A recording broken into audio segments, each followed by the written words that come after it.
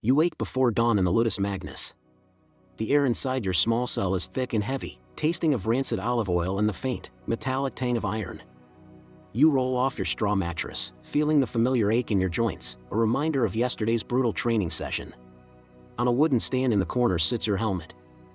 It is a Secutor's helm, smooth, egg-shaped, and heavy as a small anvil. Today is the day you have been preparing for over the last 4 months. Today is fight day. But here's the thing you need to understand before you step out into the light: everything you think you know about being a gladiator is probably wrong. You are not a disposable slave in chains waiting for a cold death in the dirt. You do not fight to the death every time you step on the sand. In fact, you are expected to stay alive. You are a high-value asset, a celebrity athlete in a world that views you as both a god and a monster. You fight to stay valuable, and that value is the only thing keeping your heart beating. The myth of the doomed prisoner is a powerful one, but the reality of first-century Rome is far more complex and far more interesting. In this era, only about 1 in 5 or even 1 in 10 fights ends in the death of the loser. You are an investment. Your owner, the lanista, has spent a fortune on your housing, your specialized diet, and your medical care.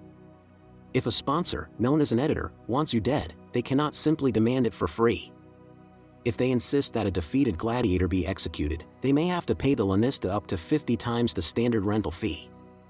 You are a professional, and your life has a very specific, very high price tag. Before the tuba calls you to the sand of the Colosseum, you live a life of disciplined routine that would mirror that of a modern elite athlete. Your journey began months ago in the factory of flesh known as the Ludus Magnus, the premier gladiator school located right next to the Colosseum. Here, the sound of the morning is not birdsong, but the rhythmic thwack of wooden swords hitting the paulus, a heavy wooden training post. You are a Secutor, a specialist trained specifically to fight the Retiarius, the netman. Your training follows a strict 4-day cycle known as the Tetrad system. On day 1, you focus on preparation, loosening the muscles and practicing the basic footwork that keeps you balanced under 30 pounds of bronze. Day 2 is high intensity, a grueling marathon of sparring and strength work that leaves your lungs burning. Day 3 is for recovery and technique, where you slow down to master the subtle angles of your shield. Day 4 is moderate strategy work, where you and your coaches, the doctors, analyze the movements of your potential opponents. You only fight 2 or 3 times a year. The rest of your time is spent in this relentless, calculated pursuit of physical perfection. The fuel that drives this machine is not the meat-heavy diet you might expect. You are known as a Retiarius, a barley eater. Scientific analysis of gladiator bones from cemeteries in Ephesus confirms that your diet is almost entirely vegetarian. You feast on a thick porridge of barley and beans, supplemented with dried fruits. This high-carb diet isn't just about cheap calories, it serves a tactical purpose. This diet helps you develop a thick layer of subcutaneous fat. In the arena, this fat acts as a shield for your vital organs. It allows you to take spectacular, bloody wounds that thrill the crowd without actually ending your career or your life. You are designed to bleed for the audience's entertainment while your muscles and arteries remain safely tucked beneath a layer of protective padding. But even with that protection, injuries are inevitable. This is where the sophistication of Roman society truly shines. Before he became the physician to the emperor himself, the great medical pioneer Galen was the doctor for the gladiators in Pergamon. Under his care, he boasted that not a single gladiator died from their wounds. You receive the best medical care in the ancient world. When a blade finds a gap in your armor, the doctors use advanced techniques like tying off arteries with silk and using linen soaked in wine as a powerful antiseptic. After a hard training session, you don't reach for a modern protein shake. Instead, you drink a tonic made of charred wood or bone ash mixed with vinegar. It is a prehistoric version of a calcium and magnesium supplement, designed to knit your bones back together and soothe your aching muscles. This care makes you a physical marvel, and the Roman public responds with an obsession that borders on the fanatical. You are infames, a person of legal infamy, barred from the rights of a citizen, yet you are the face of the city's merchandise. Fans buy oil lamps and glass cups with your image etched into them. Children play with clay action figures modeled after your stance and your gear. The most bizarre part of your celebrity, however, is the sweat economy. After training, you use a curved metal tool called a strigil to scrape the mixture of olive oil, sweat, and dead skin cells from your body. This substance is collected into small vials and sold to wealthy Roman women who use it as a face cream and an aphrodisiac. You are a social outcast who cannot vote, yet your very skin cells are a luxury commodity. The night before the fight, you are given the Cena Libera, a public banquet. It is a strange, hollow celebration. While you eat your last meal before the combat, the public is allowed to watch. They aren't there for the spectacle of the food, they are scouting you. They watch how you move, how you breathe, and how much you eat, all to better inform their bets for the following day. You are the center of a massive gambling economy, and every twitch of your muscle is being analyzed for its profit potential. When the morning of the games finally arrives, the atmosphere in Rome changes. The city is electric. You are part of the Pampa, the grand parade that winds through the streets toward the arena. Trumpets blare, and the scent of incense fills the air. As you enter the Colosseum, the first thing that hits you isn't the heat, but the smell. To mask the stench of blood and the thousands of wild animals kept in the sublevels, the Romans used spargions. These are mists of saffron-scented water and incense sprayed over the 50,000 spectators. It creates a surreal, sweet-smelling fog that hangs over the sand. You stand at the gate of life, looking across the arena at the gate of death. The roar of the crowd is a physical weight, a wall of sound that vibrates in your chest. You are wearing your full kit now. Your helmet narrows your vision to 2 tiny slits, making the world a claustrophobic blur. Your breath echoes loudly inside the bronze casing.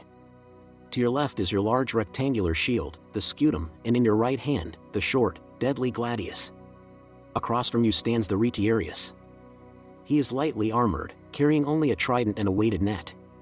This is the classic matchup, the heavy, slow tank versus the fast, nimble hunter. A man in a white tunic with a purple border stands between you. He is the Summa Rudis, the head referee. He is a retired gladiator himself, a man who survived long enough to earn his freedom. He carries a long wooden rod to enforce the rules, to separate you if you become entangled, and to signal fouls. This is not a chaotic brawl, it is a regulated sport with clear boundaries and professional oversight. The tuba blares, and the dance begins.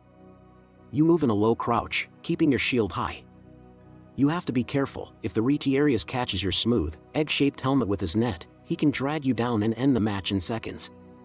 Your helmet was designed specifically for this. Its rounded surface is meant to let the net slide off rather than snag. You lunge, the sand shifting under your sandals. The crowd screams as a shallow cut opens on your thigh. The blood is bright against the white sand, a spectacular sight for the fans in the nosebleed seats, but you barely feel it through the adrenaline. You are playing the long game.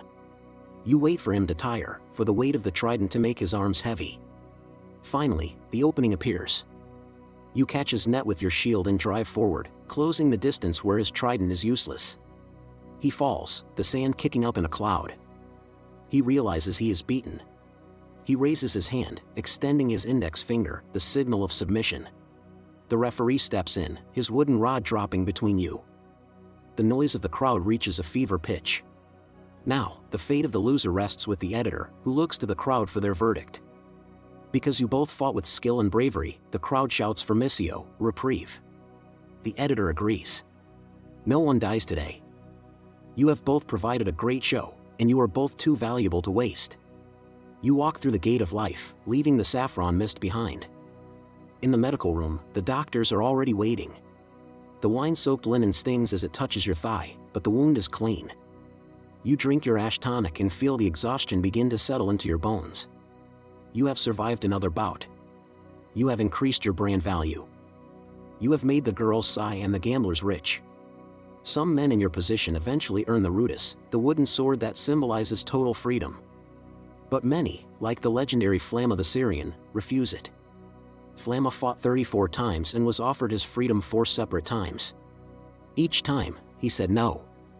He preferred the life of a celebrity, the luxury of the Ludus, and the roar of the crowd to the quiet, grinding poverty of a free but unremarkable citizen.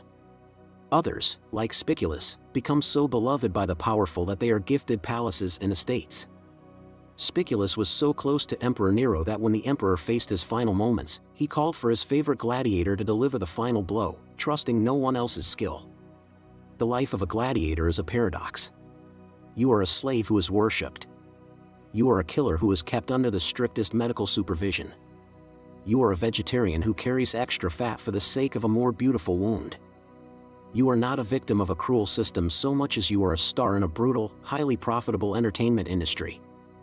Your life is closer to a modern MMA fighter or an NFL star than a prisoner in a dungeon. You have personal trainers, specialized nutrition, and a massive brand to maintain. As you lay back on your mattress in the Ludus Magnus, the weight of the day begins to fade. Tomorrow, the cycle resets. Tomorrow, you return to the training post. You are alive not because Rome is merciful, but because you are an asset.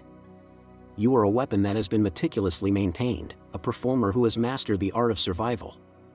And in the heart of the greatest empire the world has ever known, that is the only thing that matters.